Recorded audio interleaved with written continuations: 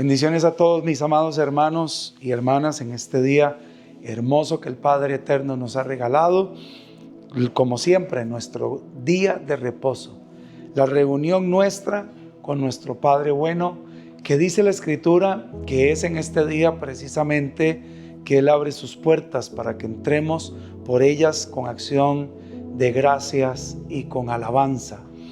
Este día para mí es un día en el que Dios marca una vez más mi corazón a inclinarme a sus mandamientos, ordenanzas y estatutos.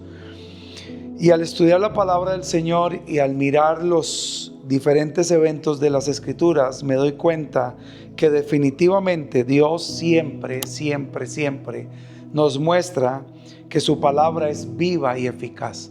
Y digo esto porque he pasado por pasajes bíblicos, por historias bíblicas, y las he estudiado, las he admirado, he sacado de ellas perlas, tesoros para edificar mi vida, edificar la vida de ustedes, pero vuelvo a pasar por ellas y Dios vuelve a mostrar otra riqueza más, otra verdad más. Entonces se cumple la palabra que dice en 1 Corintios capítulo 2 verso 9, que está escrito que las cosas que ojo no vio, ni oído oyó, ni han subido a corazón de hombre, son las que Dios ha preparado para los que le aman.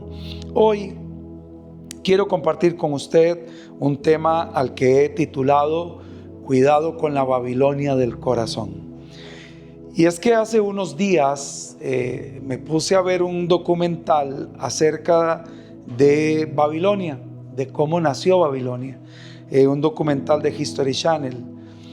Y mientras miraba el documental y contemplaba el nacimiento de este reino, de esta ciudad y el fin de ello, también podía contemplar una gran enseñanza personal que impacta o que debería de impactar nuestros corazones para estar vigilantes y pendientes de todo esto.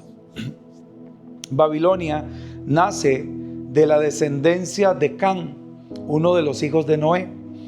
Cuando usted mira la historia de Babilonia, porque hay libros históricos también, no solamente el Génesis nos habla acerca de Babilonia, sino también libros históricos nos hablan acerca del surgimiento de la ciudad y después el reino de Babilonia. Nos damos cuenta que Babilonia nació en el corazón de un hombre llamado Nimrod, y que este hombre Nimrod, al tener como a favor suyo de que todos los hombres hablaban en un solo idioma, logró vender la idea, logró instaurar en el corazón de los hombres la codicia, la avaricia y el deseo de hacerse un nombre. En Génesis capítulo 10 podemos contemplar cómo el Padre mismo, dice la palabra, que desciende al ver la intención de los hombres, y Él mismo dice: acabo de entender que el corazón del hombre es tan testarudo, tan necio, tan insistente en lo que quiere, que ellos no van a detener el propósito que tienen, y es hacer una torre que llegue hasta el cielo, decían ellos. Obviamente ellos no estaban contemplando el tema de la capa de ozono, estaban contemplando la atmósfera, no estaban contemplando un montón de cosas.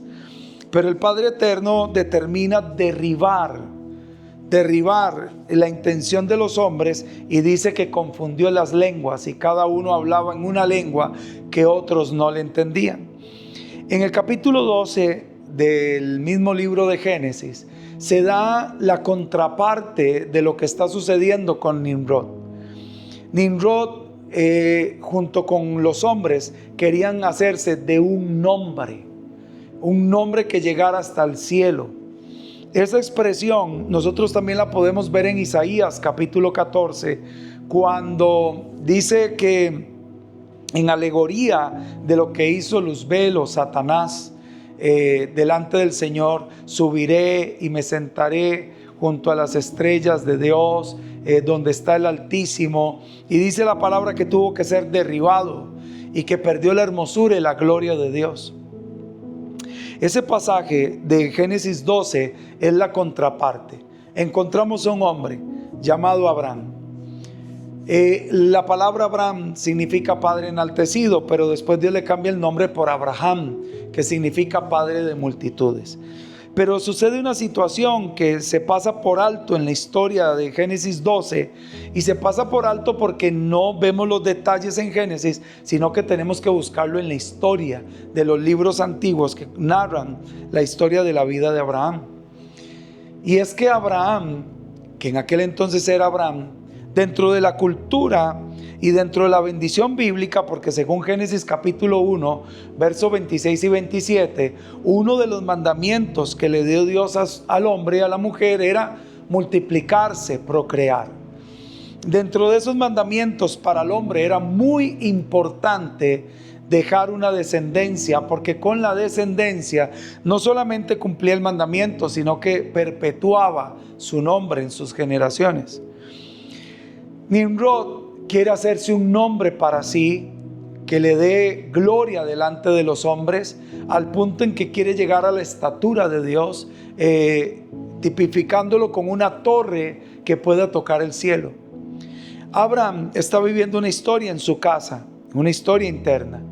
Tiene una persona llamada Sarai, que es parte de su descendencia, y se da cuenta que Sarai es una mujer estéril, una mujer que no puede procrear. Una mujer que no podía procrear era una mujer muy poco útil en el aspecto de dejar un nombre y cumplir un mandamiento. Pero Abraham determina renunciar a perpetuar un nombre, y en compasión toma a Sarai por esposa. Vea qué interesante, porque en Génesis 10 se da el que Dios descienda y mire a un hombre llamado Nimrod y lo termina derribando con su torre, lo que nosotros conocemos la Torre de Babel. De allí viene Babilonia. Pero simultáneamente está viendo a otro hombre que está renunciando a tener un nombre, y Dios lo escoge para perpetuar el nombre de Dios en Abraham. Y Dios se hace llamar el Dios de Abraham, el Dios de Isaac, el Dios de Jacob.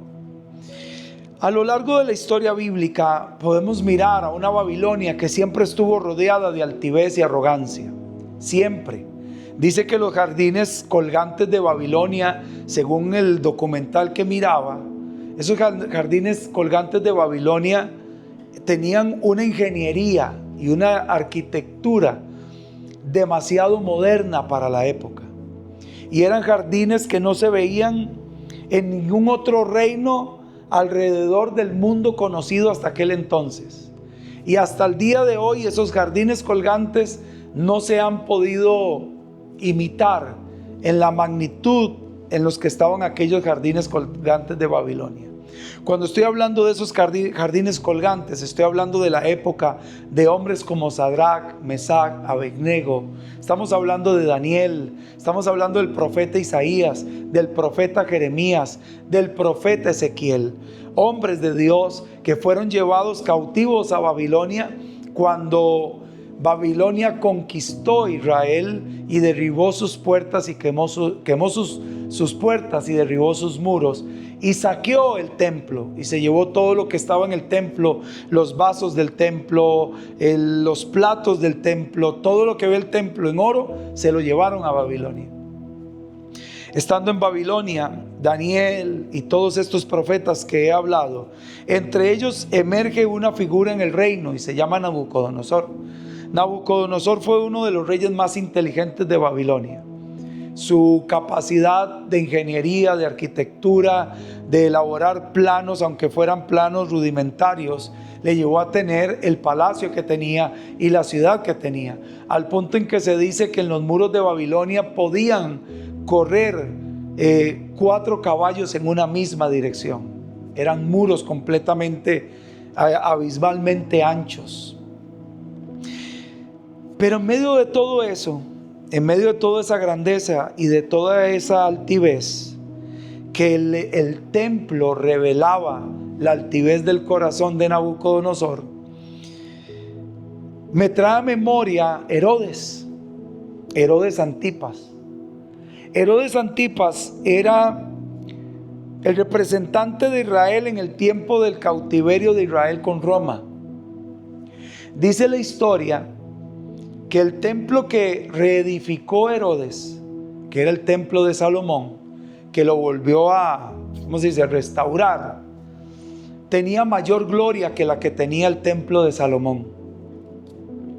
Pero la historia dice que el templo, Herodes lo mandó a restaurar a tal nivel y a tal dimensión porque quería reflejar la arrogancia y la altivez de Herodes.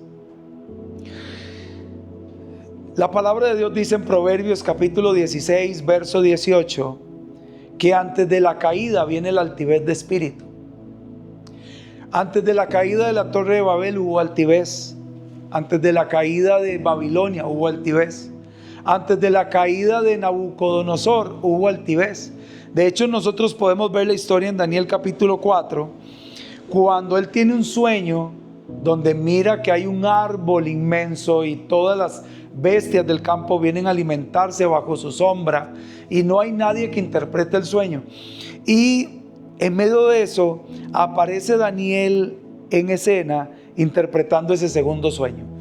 El primer sueño que tuvo Nabucodonosor se trataba de una estatua grandísima.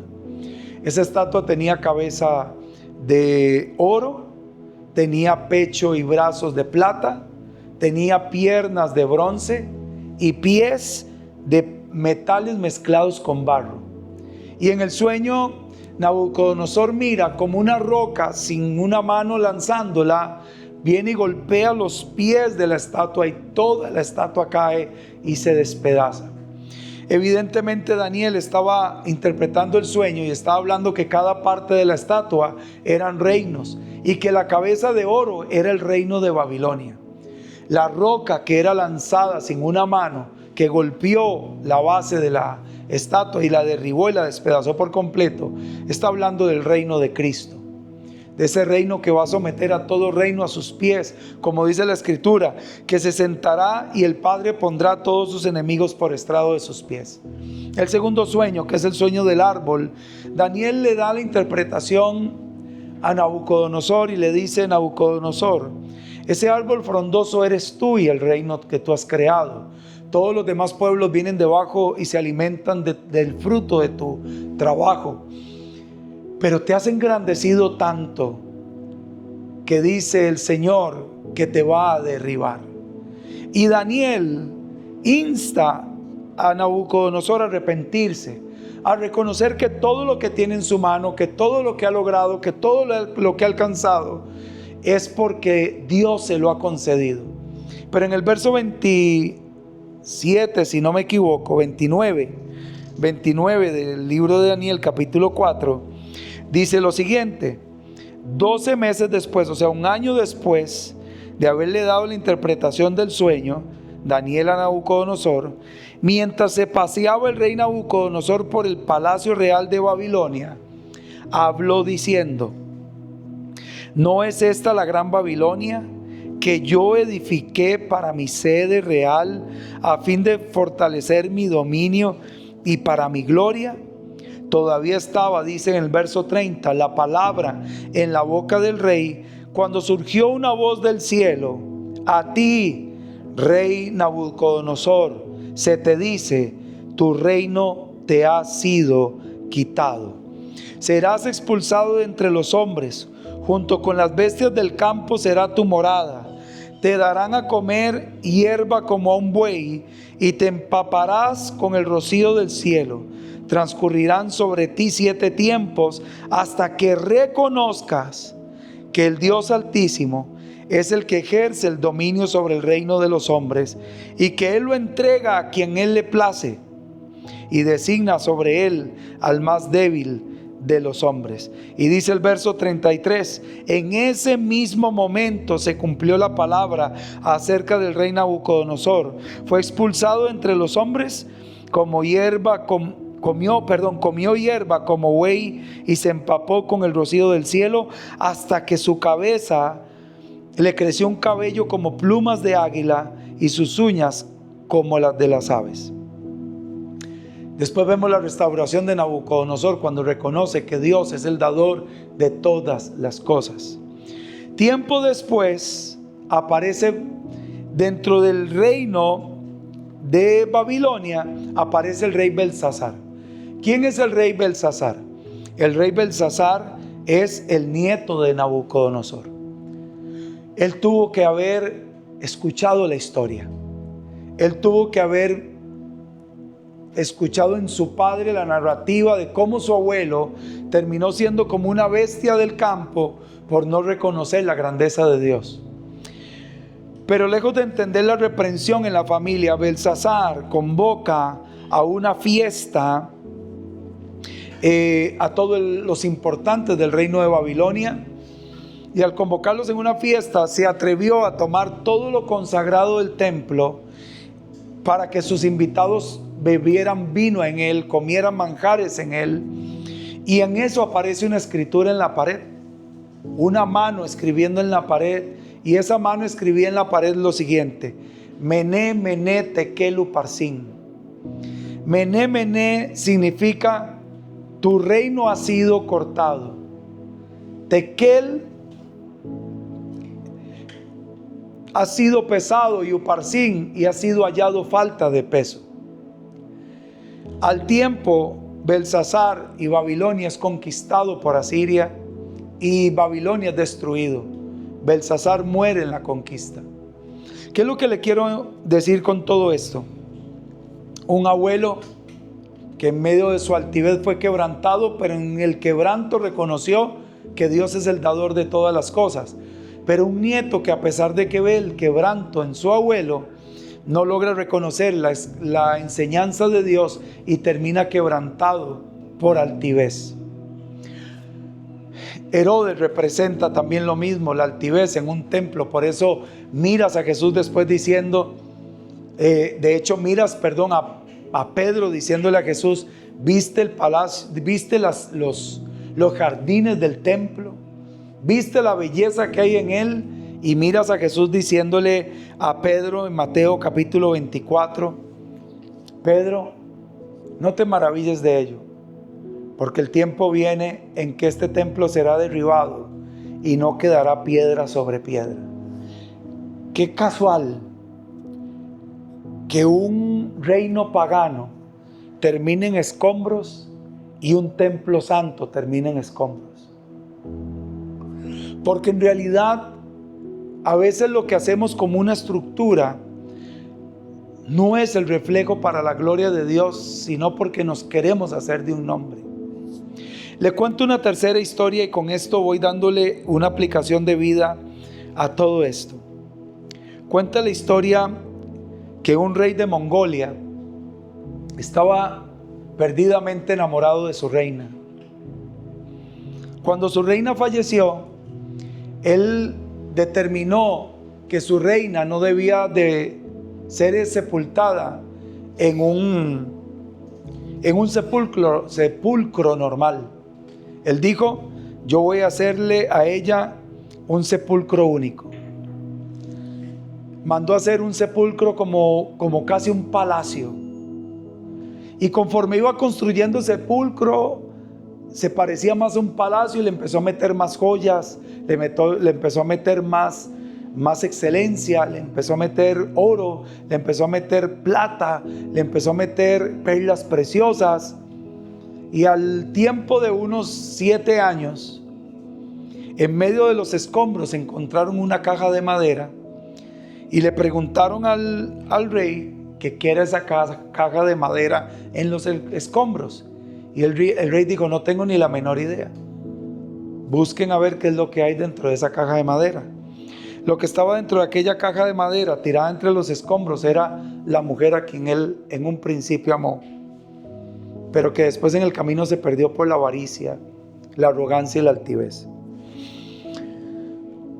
Vuelvo a repetir, Proverbios 16, 18 dice que antes de la caída del hombre viene la altivez de espíritu.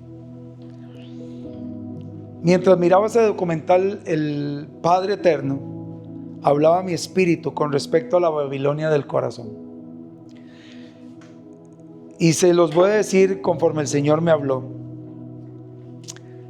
en varios aspectos. El primero, tenemos que cuidarnos profundamente de que todo el cuidado que estamos teniendo a nuestro cuerpo es por salud y no por vanidad. La vanidad es una ilusión engañosa. La salud es un requerimiento para que el cuerpo se convierta en el templo del Espíritu de Dios. Dice la palabra. Yo puedo hacer ejercicios, claro. Puedo hacer dieta, claro. Puedo ponerme crema en la piel para verla más limpia, más ¿cómo se dice? Más fresca, claro. Puedo hacerme tratamientos en el cabello, claro. Puedo hacerme blanqueamiento de los dientes, claro. Hágase todo eso. Hágaselo porque usted quiere salud, pero hágaselo sin olvidar por qué lo haces o por qué deberías de hacerlo. Y es porque somos templo del Espíritu de Dios. En muchas ocasiones estamos haciendo muchas cosas para nuestro cuerpo, pero no para la gloria de Dios, sino para que las naciones, cuando pasen alrededor de ella, puedan pasar como pasaban los pueblos por medio de Babilonia, o el pueblo de Israel por medio del templo, y puedan ver la grandeza de un templo y detrás de él un rey diciendo: el poder de mi mano ha hecho todo esto.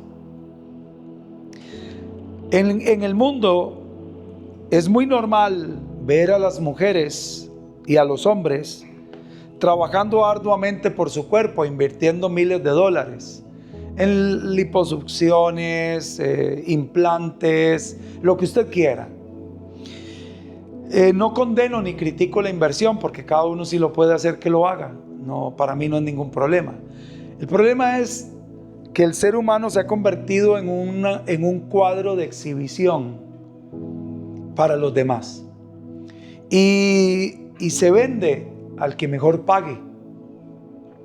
Entonces, el cuidado de mi cuerpo no es porque yo amo mi cuerpo y quiero mantenerlo saludable, sino es porque quiero que la gente vea el palacio que yo he creado. Y eso es altivez de espíritu. Lo que pasa es que el mundo no lo entiende, porque el mundo no tiene el Espíritu de Dios, pero nosotros sí, el pueblo de Dios.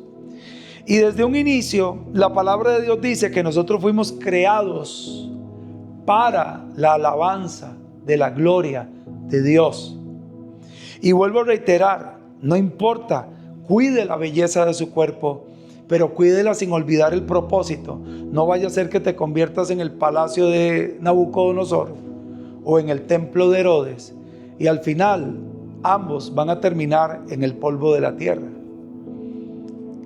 Y como Belsasar o Herodes, pueden terminar muriendo en medio de un juicio por altivez. Eso solamente en un tema del cuerpo. Se los voy a decir en un tema del conocimiento.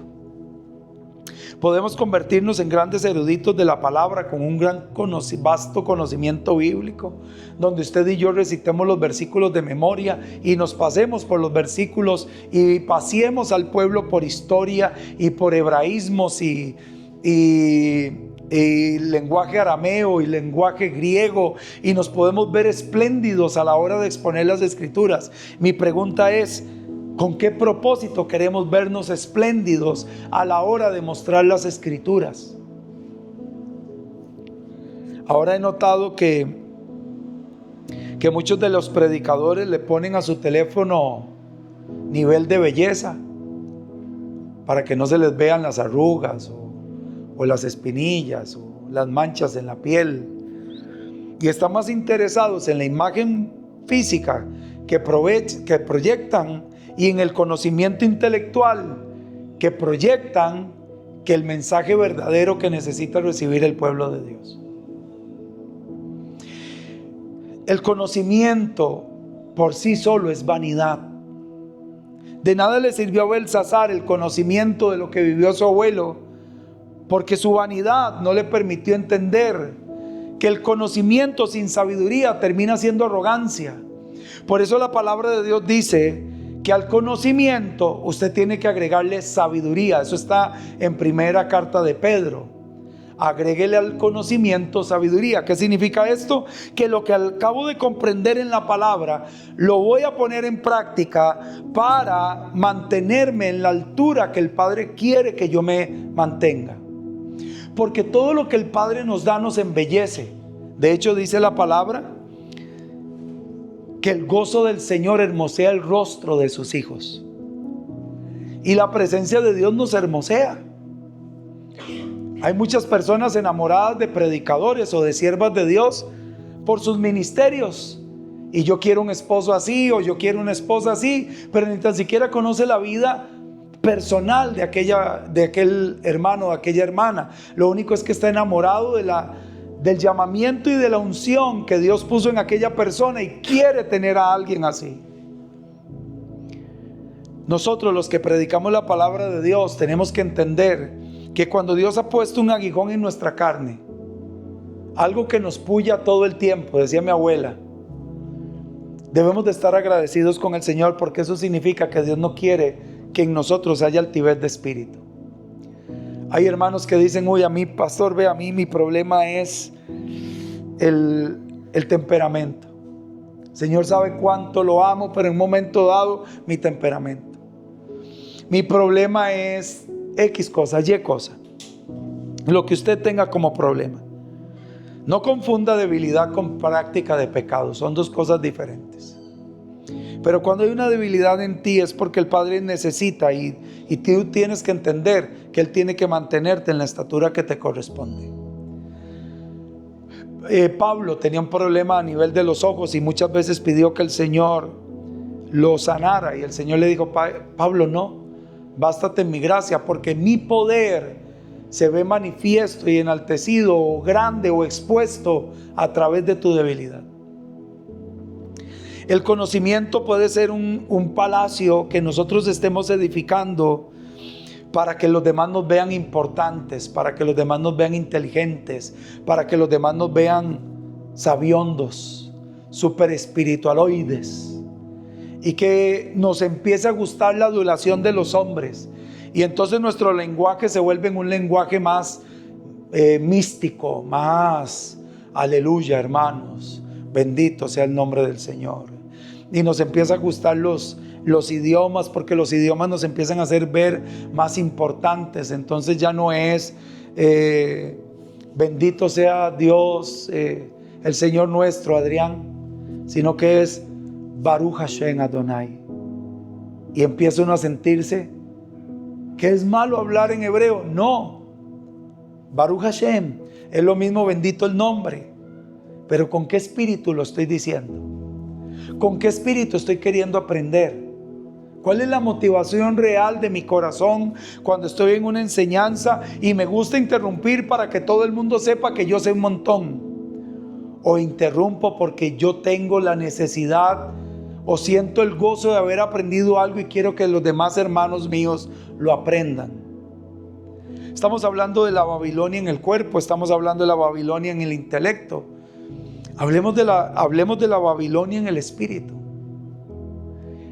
Cuando empezamos a alardear de las experiencias espirituales que tenemos con Dios todos los días y no nos alcanzan, entonces empezamos a inventar otras experiencias todavía más profundas y más grandes para que la gente diga: wow, esa persona se toma un café con Dios todas las mañanas. Él es el oráculo de Dios y hay que buscarlo. Yo recuerdo que una vez fui a predicar a un lugar aquí en Costa Rica y conocí a una persona que me empezó a hablar de un miembro de la congregación que se había metido en un ayuno de 40 días y 40 noches.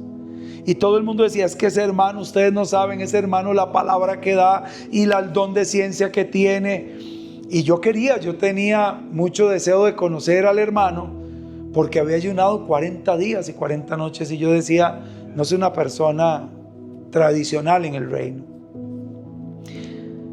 Me llevé la sorpresa que cuando conocí a esta persona era una persona completamente altiva, arrogante.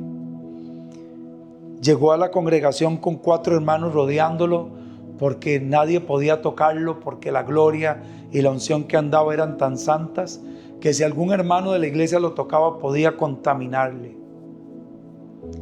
Y uno dice, ¿con cuál Señor se habrá encontrado en esos 40 días?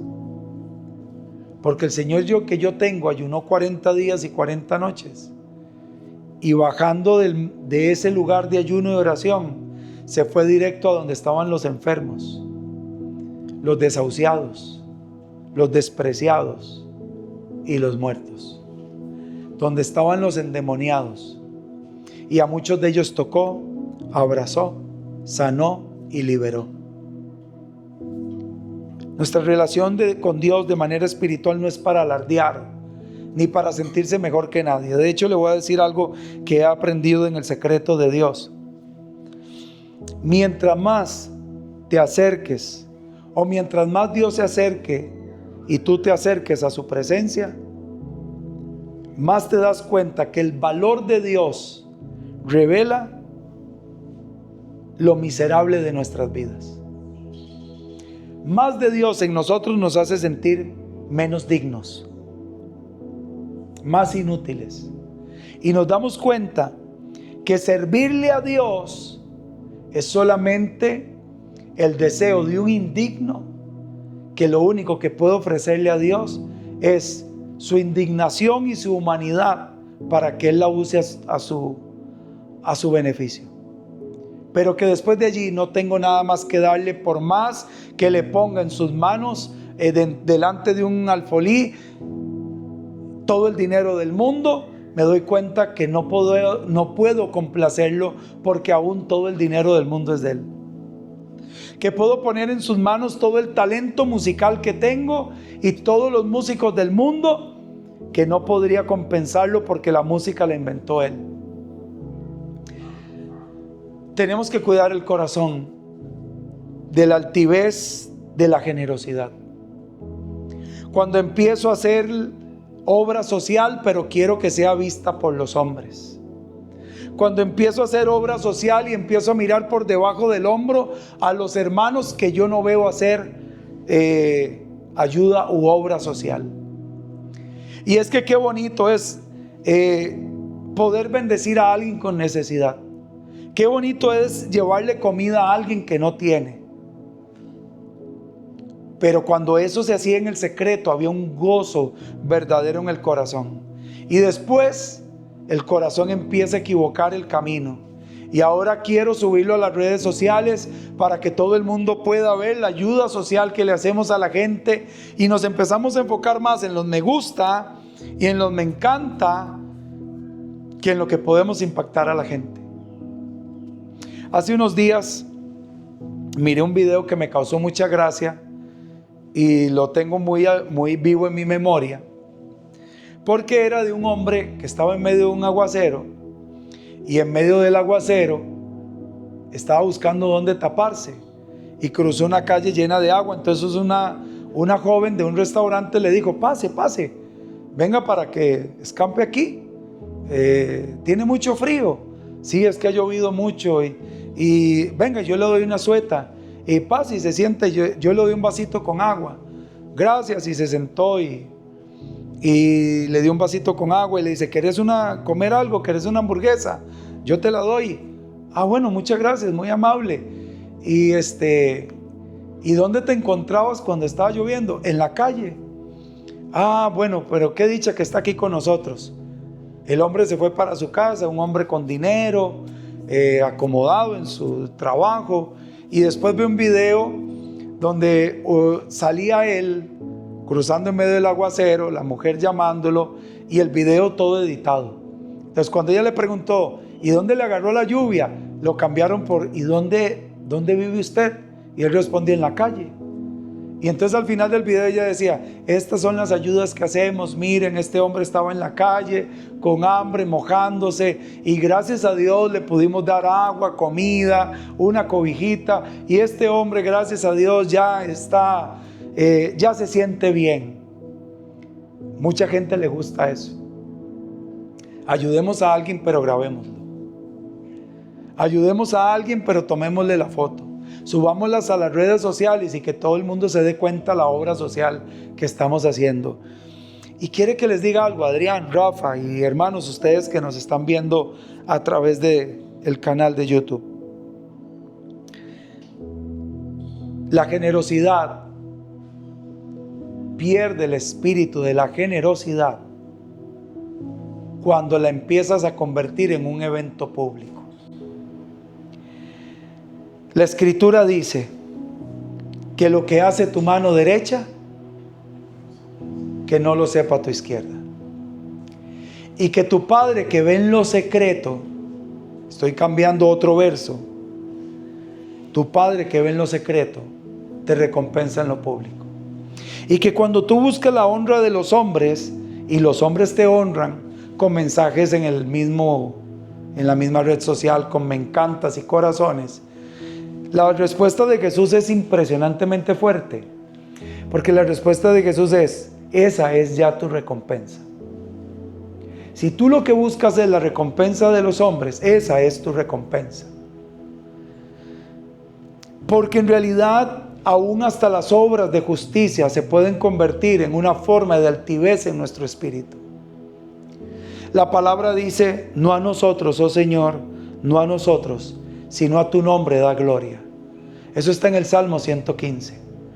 Y precisamente en el Salmo 115, cuando dice eso, después empieza a hablar de la vanidad de los ídolos, que tienen ojos pero no ven, tienen boca pero no hablan, manos pero no tocan, pies pero no caminan, oídos pero no oyen. Y dice: semejantes son a ellos los que en ellos confían. Cuando permites que la altivez entre a tu corazón y a tu alma y empiezas a edificar una Babilonia dentro de ti, no te has dado cuenta, pero te convertiste o te edificaste a ti mismo como un ídolo para que los demás adulen, admiren o adoren. Y lo que quiero decirle con esto, mi amado hermano y mi amada hermana, es una advertencia. Porque después de la adulación, de la honra de los hombres y de la alabanza de los hombres, lo que a ti te espera es que Dios te derribe. Y si Dios te derriba, eso es gracia y misericordia, porque Él prefiere derribarte para edificarte en humildad que expulsarte de su reino, como ya lo hizo con un ser que usted y yo conocemos, que hemos escuchado de él, que se llama Satanás. El Padre siempre va a aborrecer la altivez y la arrogancia, porque la altivez y la arrogancia nació en un ser que Él creó y que estaba llamado a rendir alabanza y adoración a Dios, pero al ver la belleza de Dios reflejada en Él, creyó que era su propia belleza y creyó que era digno de sentarse en el trono de Dios. Y Dios lo tuvo que expulsar. La belleza física puede ser una bendición o puede ser tu maldición. Porque si no la logras manejar correctamente, de ella vas a ser un ídolo. Y cuando te das cuenta, estás rindiendo culto a ti mismo y no al Señor. La belleza intelectual y el conocimiento puede ser tu bendición o puede ser tu maldición. No vaya a ser que porque conoces demasiado, te sientes tan inteligente que ya Dios no te puede enseñar a través de un niño. La belleza espiritual puede ser tu bendición o puede ser tu maldición. El rey Ezequías, creyendo que como tenía una relación con Dios muy íntima, él podía entrar en el templo de Dios cuando quisiera. Y entró en el templo de Dios en arrogancia y salió de allí con lepra en su frente. Porque Dios siempre la arrogancia la va a vomitar y la va a despreciar. Y la ayuda social puede ser una bendición o una maldición. No vaya a ser que al ayudar a la viuda, al pobre, al huérfano y al extranjero, te vayas a creer el proveedor de todos ellos y te vayas a olvidar quién es el que puso el alimento en tu mano para poderlo repartir al necesitado. Cuando Dios sacó a Israel de Egipto, lo sacó con riquezas de Egipto. Lo sacó para edificarle a él un tabernáculo y un lugar de adoración. Pero el pueblo terminó haciendo un becerro de oro y adoración para ellos mismos. Vela, cuida, vigila. No vaya a ser que todo lo que Dios te ha dado para edificar en Él alabanza y que tú te conviertas en un templo de Él, terminas convirtiéndolo en un becerro de oro. Y quiero terminar con esto. Para todos los que servimos desde un atril a todos los demás, ten cuidado que tu llamado o tu don puesto en servicio al Señor no se vaya a convertir en un instrumento de altivez para ti. Veo predicadores con ujieres alrededor. Esa es la palabra que usan, ujieres, pero son guardaespaldas. Veo predicadores que tienen que abrirle la puerta y llevarle la Biblia hasta el púlpito porque ellos son los ungidos. Ministros de alabanza que al principio tocaban puertas de iglesias para que los pastores le dieran la oportunidad de cantar en sus congregaciones, y los pastores les abrían las puertas con gran gozo y con gran alegría, y hoy en sus agendas no están aquellas iglesitas que tocaron por primera vez, sino que ya no tocan sino es en un lugar con no menos de 600 o 1000 personas en el auditorio, donde piden un hotel, piden un montón de lujos dentro del hotel, y se les olvidó que lo que Dios puso en su mano es la gloria de Dios y no la gloria para los hombres. Una vez un profeta se acercó a mí, siendo yo un joven de 18 años, y estaba en nuestra congregación, y mientras él predicaba sacó de su bolsillo 50 centavos de dólar. Él era de otro país y me dijo: toma, joven, te los regalo. Y yo agarré la moneda y me alegré. Estamos hablando de hace 30 años. 50 centavos de dólar seguro valía algo, y me alegré por esos 50 centavos de dólar. Él siguió predicando y en medio de la predicación me dice: ay, joven, qué vergüenza, ¿me podrías devolver los 50 centavos de dólar? Es que se me olvidó y los ocupo. Me sorprendí y yo le dije: claro, no hay problema. Hasta me sentí un poquito avergonzado. Siguió predicando y a los 5 minutos me dio $1. Y en esa dinámica pasó hasta que al final de casi de la enseñanza me dio $50 en la mano y los puso en mi mano. Terminó la predicación y me dijo: póngase de pie porque tengo una palabra de Dios para usted. Una persona con don de profecía.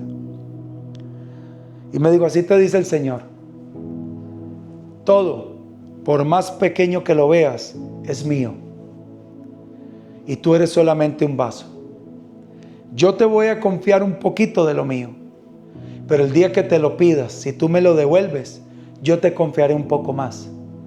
Y si tú me lo devuelves, yo te confiaré otro poco más. Y si tú me lo devuelves, yo te seguiré confiando. Dios no estaba hablando de grandeza. Dios no estaba hablando de darme un nombre en medio del mundo cristiano evangélico para ser un pastor codiciado en grandes auditorios. Me estaba hablando de la gloria de su palabra, de la riqueza de sus mandamientos, ordenanzas y estatutos. Y dentro de todo este proceso de confiarme su gloria y pedírmela, confiarme su gloria y pedírmela, han habido procesos de quebranto para mantenerme humilde, con mis pies en la tierra. Hoy por hoy temo al Señor porque sé que todo le corresponde y todo le pertenece a Él. Este último mensaje lo quise poner aparte de entre los otros 4, porque este va directo hacia usted, pastor, hacia usted, ministro de alabanza, hacia usted, predicador, evangelista, maestro. Este mensaje es para usted, el que sirve en la puerta, o es para usted, el que es director de un ministerio de mujeres, de varones, de jóvenes, de matrimonios. Lo que tienes en tu mano y el cargo que te han dado es la gloria de Dios. No la toques, porque si te la dejas, no solamente la vas a perder, sino que Dios va a buscar quien te sustituya. No olvide, casa, no edifique una Babilonia para usted, edifique un templo para Dios. Que el Señor les continúe bendiciendo.